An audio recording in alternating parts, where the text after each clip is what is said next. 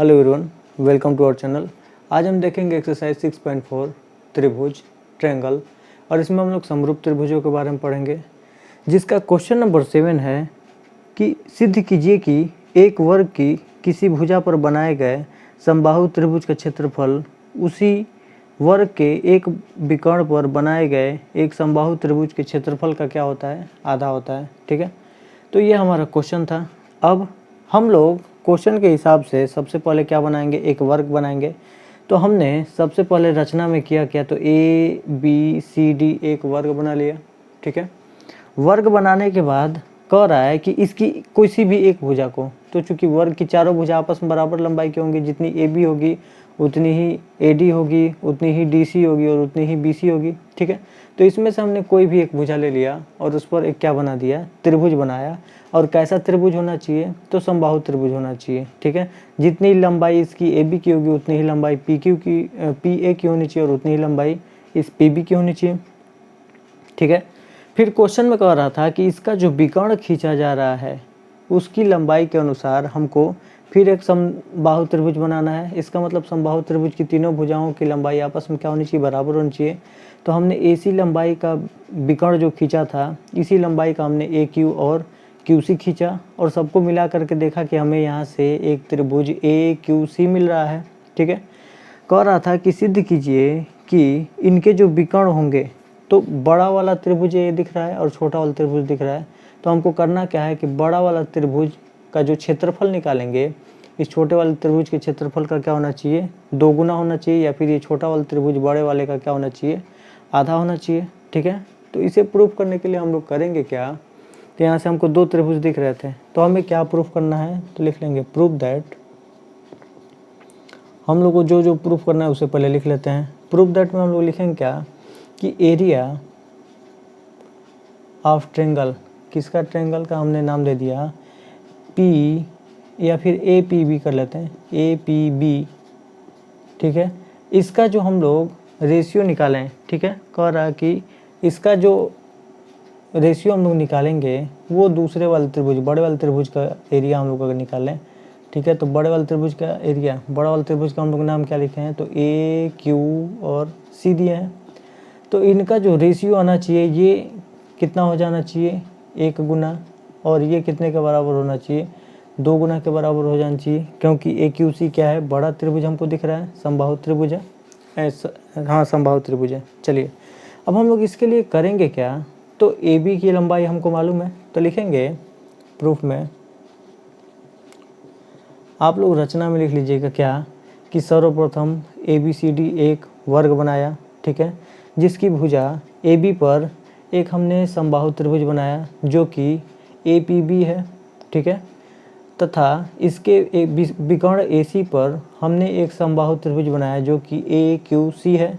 ठीक है, तो हमें क्या प्रूफ करना था कि इसका एरिया और इसका एरिया का जो रेशियो आना चाहिए 1/2 के बराबर आना चाहिए। ठीक है, कह रहा था कि उसका क्या होना चाहिए, 2 गुना होना चाहिए, या फिर छोटा वाला उसका क्या होना चाहिए, आधा होना चाहिए, छोटा वाले के हिसाब से। चलिए, हम लोग प्रूफ में देखेंगे कि यहाँ पे 2 त्रिभुज दिख रहे हैं।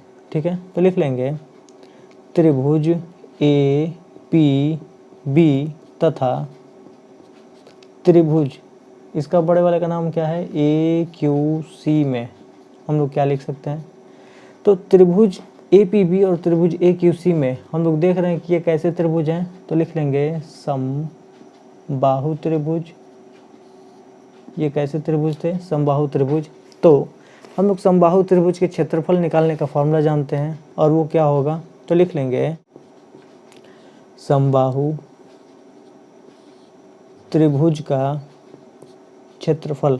ठीक है ना, तो हम लोग यहाँ पे समबाहु त्रिभुज ए पी बी के लिए कर देते हैं। ठीक है, तो समबाहु त्रिभुज के क्षेत्रफल का फार्मूला होता क्या है, तो करड़ी में 3/4 और यहाँ पे क्या हो जाता है, भुजा का वर्ग।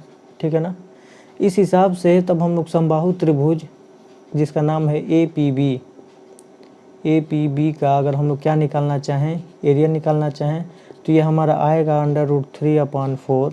और इसकी भुजा देखिए, हम लोग देखेंगे कि इसमें ए बी को ले लेते हैं। ठीक है, ये भी लंबाई है इसके। ठीक है, तो लिख लेंगे ए बी का क्या हो जाएगा, स्क्वायर हो जाएगा, इसको हमने मान लिया इक्वेशन नंबर फर्स्ट। लिखेंगे इसी प्रकार एरिया ऑफ ट्रेंगल, बड़े वाले का नाम क्या है, AQC, ठीक है। तो इसका अगर एरिया निकालेंगे तो फार्मूला तो वही √3/4, जबकि इसमें भुजा क्या है, तो इसमें इसका विकर्ण की लंबाई क्या थी, AC के बराबर थी, तो लिख लेंगे AC का होल स्क्वायर और इसको मान लेंगे इक्वेशन नंबर 2, ठीक है। अब हम लोग यहाँ से देखेंगे कि ABCD एक क्या है, वर्ग है, और वर्ग के विकर्ण की लंबाई निकालने का हम लोग फार्मूला जानते हैं, चूँकि सभी आपस में बराबर थे, ठीक है। और इसका प्रत्येक कोण कितने का बराबर होता है, 90 अंश के बराबर होता है। चलिए हमने देख लिया कि वर्ग के प्रत्येक कोण 90 अंश के बराबर होते हैं, तो इसकी लंबाई AB के बराबर होगी, इसकी भी लंबाई AB के बराबर होगी। तो लिख सकते हैं क्या कि चूँकि AB बराबर AD बराबर DC बराबर BC, ये सभी क्या हैं, तो वर्ग की भुजाएं हैं और ये चारों आपस में क्या होंगी, बराबर होंगी। इसलिए हम लोग देखेंगे कि समकोण त्रिभुज के सामने की भुजा को हम लोग क्या नाम देते हैं, कर्ण नाम देते हैं, ठीक है। तो इसको निकालने के लिए हम लोग कर्ण को निकालने का फार्मूला जानते हैं। AC कितने का बराबर हो जाएगा, AC बराबर AD का स्क्वायर अंडर रूट में AD का स्क्वायर और प्लस लिख सकते हैं क्या, DC का स्क्वायर, ठीक है।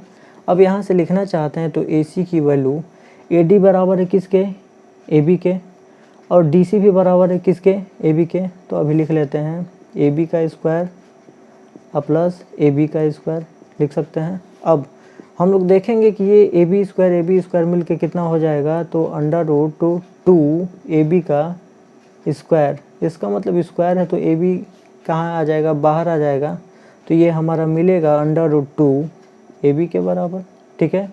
किसकी वैल्यू, AC की वैल्यू। इसका मतलब जहाँ पर AC दिखेगा हम लोग वहाँ पर क्या लिख सकते हैं, √2 AB लिख सकते हैं, ठीक है।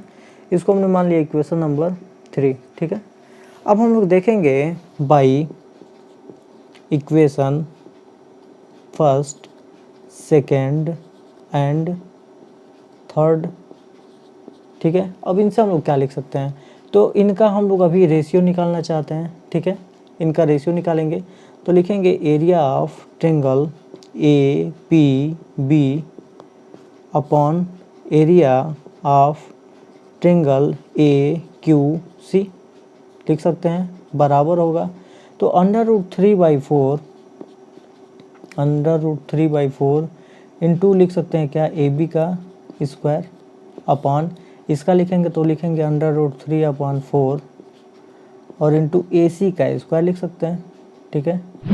अब देखेंगे कि √3/4 से √3/4 कट जाएगा, हमारा बचेगा क्या, AB अपॉन AC का होल स्क्वायर बचेगा, ठीक है। और हम लोग अभी देखे हैं समीकरण 3 से हम लोग इसके जगह पे क्या लिख सकते हैं, तो इसके जगह पे लिख सकते हैं AC के जगह पे क्या, तो AB रहने दिया ऊपर, और AC के जगह पे देखिए तो यहाँ से क्या लिख सकते हैं, √2 AB, तो लिख लेंगे √2 AB, और ये क्या था, होल का स्क्वायर। हम देख रहे हैं कि AB से ये AB कट जाएगा और कितने बार में कटेगा, एक बार में। तो यहाँ से लिखेंगे area of triangle APB upon area of triangle AQC। अब ये कितने का बराबर आएगा, तो 1/√2 का स्क्वायर है, 1 का स्क्वायर करेंगे तो 1 होगा और √2 का स्क्वायर करेंगे तो 2 होगा। इसका मतलब हम लोग यहाँ से लिख सकते हैं एरिया ऑफ ट्रेंगल APB का रेशियो किसके, तो एरिया ऑफ ट्रेंगल, इसका नाम दे देते हैं AQC, इनका रेशियो कितने का बराबर आना चाहिए, तो 1:2 के बराबर आना चाहिए, ठीक है। और हमको यही क्या करना था, प्रूफ करना था, हमने इसको प्रूफ कर लिया है, ठीक है। तो हमने कैसे कैसे इसको प्रूफ किया आप इसको देख लीजिएगा, ठीक है, अच्छे से, और इसको सॉल्व कर सकते हैं। इसका एक और प्रोसेस होता है, ठीक है। यहाँ तक तो हमने इसको प्रूफ कर लिया, ठीक है। हमको कह रहा था कि ये बड़ा वाला जो ट्रेंगल का एरिया होगा इस छोटे वाले ट्रेंगल के एरिया का कितना गुना हो जाएगा, 2 गुना हो जाएगा। देखिए APB का एरिया 1 आ रहा है, जबकि AQC का एरिया 2 के बराबर आ रहा है, ठीक है। हम लोग इसको दूसरे तरीके से कर सकते हैं, आप लोग इसको नोट कर लीजिएगा, ठीक है। हम इसे मिटा देते हैं। हम लोग इसको शॉर्टकट में अगर इसको दिखाना चाहते हैं, ठीक है, तो हम लोग जानते हैं क्या, हम लोग यहाँ से लिख सकते हैं कि अगर इसमें ए पी बी एक कैसा त्रिभुज है, समबाहु त्रिभुज है, ठीक है। हम लोग देख रहे हैं कि ए बी की लंबाई को अगर हमने मान लिया कितने का बराबर है, 1 सेंटीमीटर मान लिया, तो ये भी लंबाई 1 सेंटीमीटर होगी और ये भी लंबाई कितनी होगी, 1 सेंटीमीटर होगी, ठीक है। और जब त्रिभुज का ये हम लोग को पता है कि उसकी साइड कितने का बराबर है, 1 1 के बराबर है, इसका मतलब तब ये भी 1 सेंटीमीटर होगा और ये भी कितना हो जाएगा, 1 सेंटीमीटर हो जाएगा। तो इसको लिख सकते हैं, ठीक है, इसको भी लिख लीजिएगा कितना, 1 सेंटीमीटर। अब अगर इसकी लंबाई को देखेंगे, ये उसका कर्ण बनेगा, तो होगा अंडर रूट में 1 का स्क्वायर प्लस 1 का स्क्वायर, इसका मतलब अंडर रूट ये कितने का बराबर हो गया, 2 सेंटीमीटर हो गया। तो जब ये अंडर रूट 2 सेंटीमीटर, तो ये भी अंडर रूट 2 सेंटीमीटर होगा और ये भी क्या हो जाएगा, अंडर रूट 2 सेंटीमीटर, ये लंबाई, ठीक है। तब अगर हम लोग चाहते हैं कि इसका एरिया निकालना, ठीक है, तो लिखेंगे area of triangle A P B is equal to under root 3/4 and two side का स्क्वायर 1 का स्क्वायर करेंगे 1 ही हो जाएगा। इसका मतलब इसको सॉल्व करेंगे तो आएगा अंडर रूट 3/4, ठीक है। इसको इक्वेशन नंबर फर्स्ट मान लिया। Area of triangle A Q C अगर निकालना चाहते हैं तो अंडर रूट 3/4 तो रहेगा, जबकि यहाँ पे इसकी जो एक साइड है वो कितने का बराबर है, अंडर रूट 2 के बराबर है, तो लिख लेंगे अंडर रूट 2 का होल स्क्वायर। इसको सॉल्व करेंगे तो होगा under root 3/4 and 2, under root 2 का स्क्वायर करेंगे क्या मिलेगा हमें, 2, इसको मान लेंगे क्वेश्चन नंबर 2। अब अगर हम लोग एरिया, इनके एरिया का क्या निकालना चाहते हैं, रेशियो, तो area of triangle A P B का ratio area of triangle A Q C का अगर निकालना चाहते हैं तो ये कितने का बराबर आएगा, तो ये हमारा आएगा अंडर रूट 3/4 इंटू 1 था, तो लिख देते हैं इंटू 1, रेशियो अंडर रूट 3/4 और इंटू अंडर रूट 2 था। इससे इस रेशियो से ये रेशियो कट जाएगा, तो यहाँ से हम लोग ऐसे भी लिख सकते हैं कि ये 1:2 के बराबर आएगा। इसका मतलब त्रिभुज ए पी बी का क्षेत्रफल, ठीक है, तो लिख सकते हैं area of triangle A P B is equal to, इसमें अगर कितना गुना कर दें, 2 गुना कर दें, तो ये कितने का बराबर आ जाएगा, तो लिख लेंगे area of triangle A Q C के, तो लिख सकते हैं अतः छोटे वाले त्रिभुज ए पी बी का क्षेत्रफल